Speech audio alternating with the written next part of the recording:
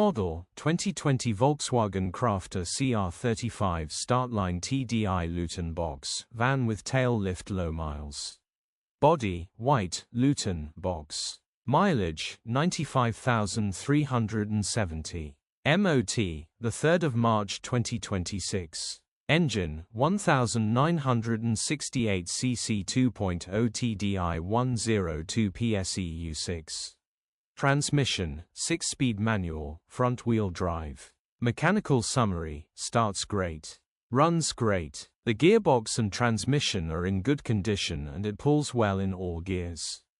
No lights on the dash.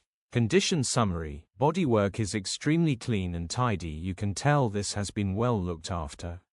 Interior is extremely clean and tidy, almost feels brand new. Rear load area looks virtually unused with plenty life in it. Immaculate, well looked after, pride and joy.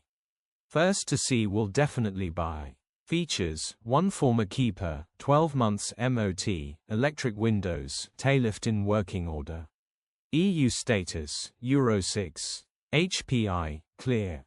Click the link in the description for pictures and more info.